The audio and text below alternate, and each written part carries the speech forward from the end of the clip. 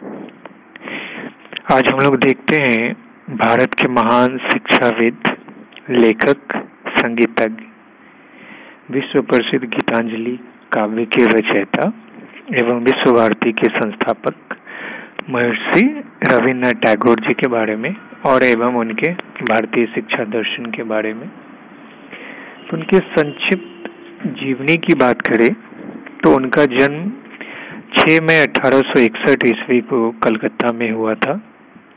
उनके पिता का नाम देवेंद्र नाथ ठाकुर एवं माता का नाम शारदा देवी था। उनकी पत्नी का नाम मृणालिनी देवी। उनकी आरंभिक शिक्षा की बात करें तो उनकी शिक्षा जो हुई वो ओरिएंटल मिशनरी स्कूल से हुई। आगे चलकर 1913 ईस्वी में उन्हें गीतांजलि के लिए नोबेल पुरस्कार से सम्मानित किया गया और भारत सरकार के द्वारा भी उन्हें सर की उपाधि जो है 1915 ईस्वी में प्रदान की गई। उनके द्वारा कुछ रचित पुस्तकें हैं जैसे गीतांजलि, साधना, गोड़ा, कविता, पोस्ट ऑफिस इत्यादि।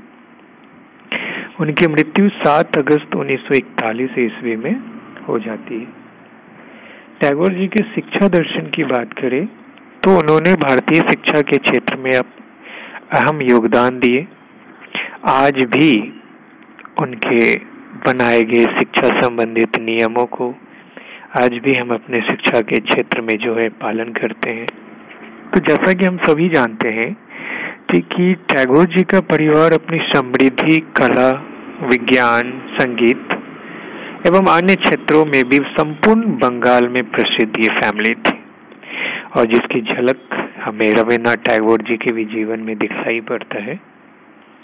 टैगोर जी में मानवीय गुणों के साथ साथ विज्ञान व मानव शास्त्रों का भी उनका बृहद ज्ञान था। उनका मानना था कि बालक प्रकृति तथा समाज दोनों से कुछ सीखे और इससे क्या होगा, इससे बच्चों का जो विकास जो है वो काफी ज्यादा होगा और इसके लिए जरूरी है कि बालक को जो है स्वतंत्र वातावरण जो है वो मिलना चाहिए। और इसके लिए उन्होंने शांति निकेतन नामक एक शैक्षणिक संस्था का स्थापना उन्होंने किया।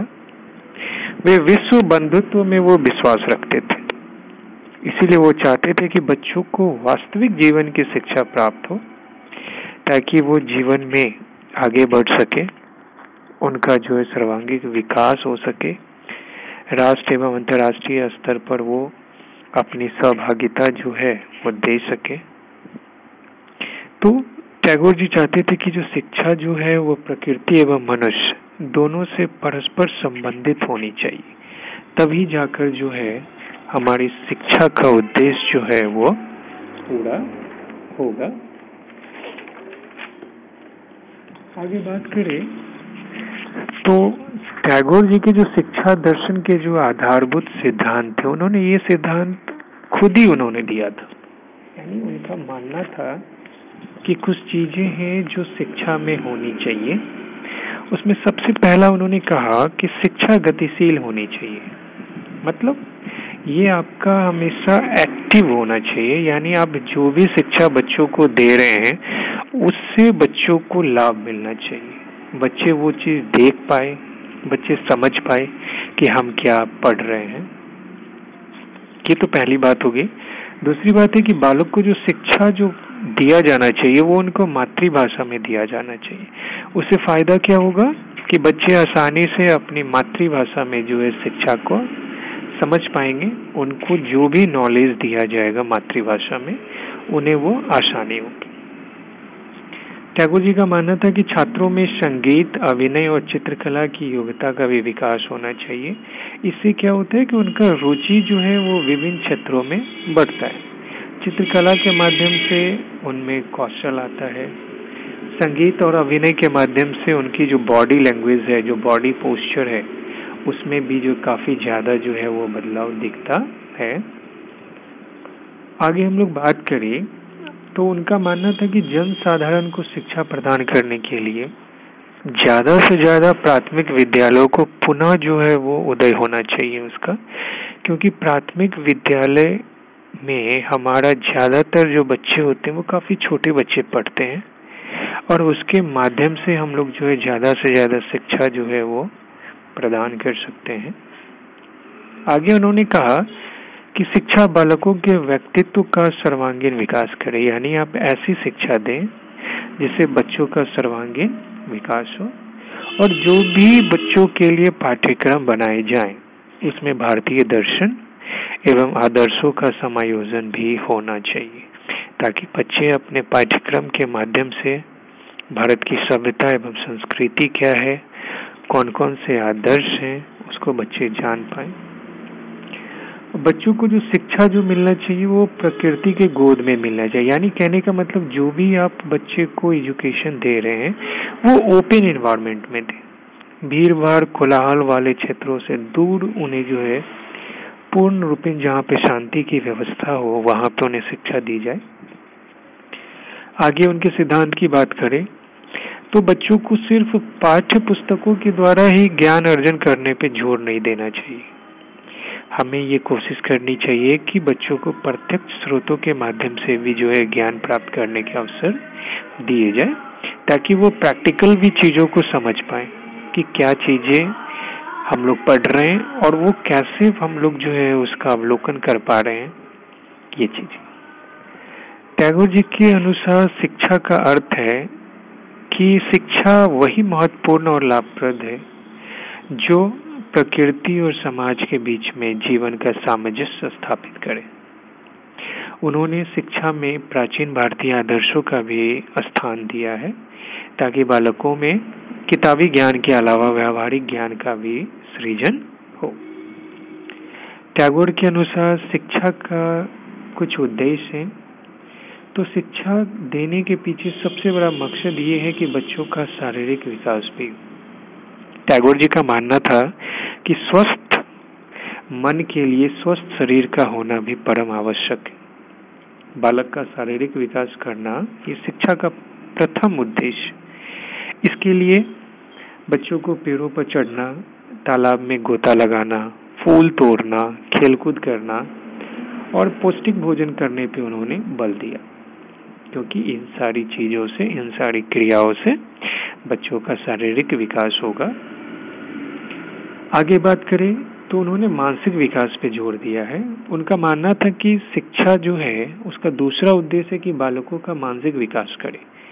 पुस्तकों के अलावा बच्चों को वास्तविक ज्ञान से परिचय कराया जाए, जो हमने पहले भी देखा, और यही सच्ची शिक्षा है।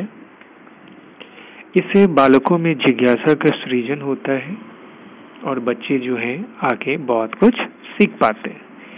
तीसरा हम लोग उद्देश्य की बात करें तो नैतिक एवं आध्यात्मिक विकास।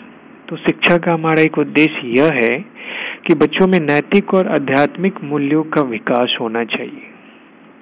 इससे क्या है कि इससे बच्चे जो है वो व्यवहारिकता सीखते हैं, बड़े छोटों का सम्मान कैसे करें, उनका आदर कैसे करें, ये वो सीख पाते हैं। नैतिक एवं आध्यात्मिक मूल्यों को प्राप्त करने के लिए टैगोर ने आत्मानुशासन, शांति, धैर्य, आंतरिक स्वतंत्रता के ज्ञान को उन्होंने आवश्यक माना है। अब आगे बात होती है राष्ट्रीयता का विकास। तो चूंकि हम लोग जानते हैं कि टैगोर जी एक राष्ट्रवादी व्यक्ति थे और उनका मानना था कि शिक्षा का उद्देश्य राष्ट्रीयता का विकास करना भी है। बालकों में अपने देश के प्रति सच्ची आस्था, विश्वास, एकता और सौहार्द का सृजन भी शिक्षा के माध्यम से होना चाहिए।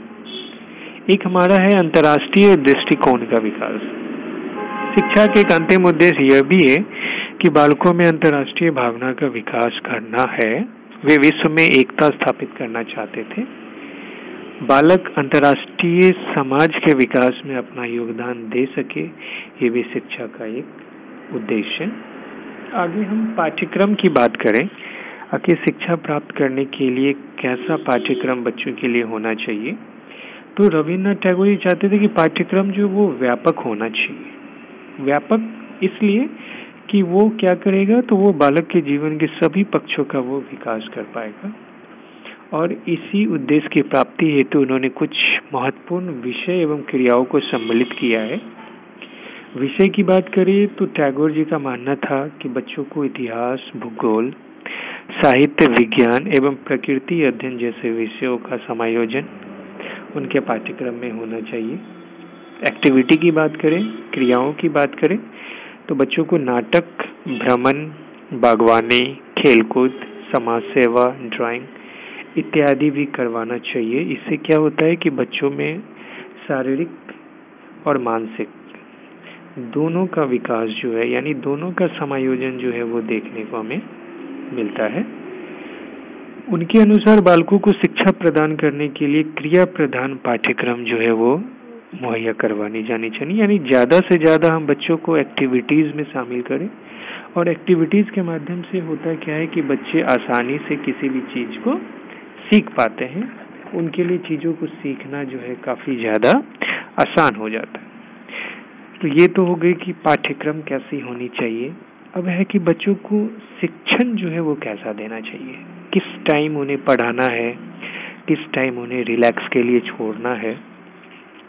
तो शिक्षण विधि की बात करें तो बच्चों को भ्रमण के समय पढ़ाना, यानी अगर आप बच्चे को घुमाने के लिए कहीं लेके जा रहे हो तो आप क्या कर सकते हो कि बच्चों को उस टाइम भी आप बहुत सारी बातें सिखा सकते हैं। उसके पीछे रीज़न ये है कि भ्रमण के समय बालक का जो मानसिक शक्ति होती है वो काफ़ी ज़्यादा एक्टिव, काफ़ी ज़्यादा संतुलित और सतर्क होती है। इससे फ़ायदा क्या है कि बच्चे जो हैं वो अनेक विषयों को प्रत्यक्ष रूप से देखकर सरलता से ज्ञान प्राप्त कर लेते हैं। दूसरा शिक्षण विधि है वाद विवाद तथा प्रश्नोत्तर विधि। इसमें हम लोग खासकर ये ध्यान रखते हैं कि बच्चों को रटंत विद्या पे ज़्यादा जो है फोकस ना किया जाए। उसके बजाय हम लोग क्या कर सकते हैं कि उन्हें प्रश्नों तथा उत्तरों के द्वारा जो है वो शिक्षा दी जानी चाहिए। बालकों के समक्ष हम लोग अनेक प्रकार की समस्याएं रख सकते हैं और उनसे समस्याओं का हल वाद विवाद द्वारा भी निकलवा सकते हैं। इससे भी उनका क्या होगा, तो उनका जो शिक्षण ग्रहण करने की जो शक्ति है, चीज़ों को एनालाइज करने की जो शक्ति है वो बढ़ती है। मातृभाषा द्वारा शिक्षण, ये हमारे शिक्षण की अगली जो है वो पॉइंट है। तो कहते हैं कि बालक सरलता से किसी विषय को मातृभाषा में समझ पाते हैं, क्योंकि विद्यालयी भाषा से पहले बच्चे मातृभाषा में ही चीज़ों को समझ पाते हैं। अतः बच्चे को विदेशी भाषा के माध्यम के बजाय हम लोग उसे मातृभाषा में अगर शिक्षा प्रदान करें तो उनके लिए वो ज़्यादा असरदार होगा। और चूंकि टैगोर विश्व बंधुत्व की भावना के समर्थक थे, अतः उनके अनुसार पाठ्यक्रम में सभी संस्कृतियों को भी स्थान मिलना चाहिए। आगे बात करें तो खेल द्वारा शिक्षण। बालक खेल खेल में बहुत सारी चीज़ें जो है वो सीख जाते हैं। एक दूसरे के प्रति प्रेम, भाईचारा और एकता की भावना भी जो है वो विकसित होती है। खेल के माध्यम से दी जाने वाली शिक्षा में बालकों की रुचि ज़्यादा होती है। इससे शिक्षण सरल, मनोरंजक और सरस हो जाता है। स्व अनुभव द्वारा शिक्षण, यानी अपने अनुभव के आधार द्वारा शिक्षण करना, यानी बालकों का शिक्षण इस प्रकार हो कि वो अपने अनुभव से कुछ सीखे और इसके लिए शिक्षा को जो है वो बाल केंद्रित किया जाए, यानी बच्चे अपने ही द्वारा किए गए, लर्निंग बाय डूइंग हम लोग कहते हैं कि करके सीखें। तो बच्चे जितना ज़्यादा एक्टिविटी करेंगे उनको सीखने का मौका उतनी ज़्यादा मिलेगा। बात अब अनुशासन की करें कि बच्चों को किस टाइप का अनुशासन दिया जाना चाहिए, तो टैगोर जी पूर्ण रूपेण शिक्षण में दंड व्यवस्था के विरोधी थे। उनका मानना था कि बच्चों को हम लोग दंडित ना करें। दंडित करने से क्या होता है कि बच्चों में भय उत्पन्न हो जाता है। तो वे स्वशासन की भावना को विकास करने के लिए, यानी आप खुद में ही अनुशासित रहें, सेल्फ आप जो है डिसिप्लिन रहे, उसके लिए उन्होंने खेलकूद, साहित्यिक एवं सांस्कृतिक कार्यक्रमों के आयोजन को आवश्यक मानते थे। उनका मत था कि यदि शिक्षक ज्ञानी है, चरित्रवान है, कर्मठ है, तो बालक स्वयं के अनुशासन का पालन करेंगे। अब आगे बात करें कि शिक्षक कैसे होने चाहिए, तो टैगोर के अनुसार शिक्षक को संकीर्ण, पूर्वाग्रही, अधीन व अहंकारी नहीं होना चाहिए। यानी उसे ऐसा ये न लगे कि जो मैं जानता हूँ वही सही है। शिक्षण में शिक्षक का भी एक महत्वपूर्ण स्थान होता है। इसीलिए अपने कार्यों के द्वारा बच्चों के सर्वांगीण विकास में भी शिक्षक महत्वपूर्ण भूमिका निभाते हैं। उनके कुछ कार्य हैं, जैसे बच्चों के रचनात्मक शक्तियों के विकास में शिक्षक जो है वो मदद करते हैं।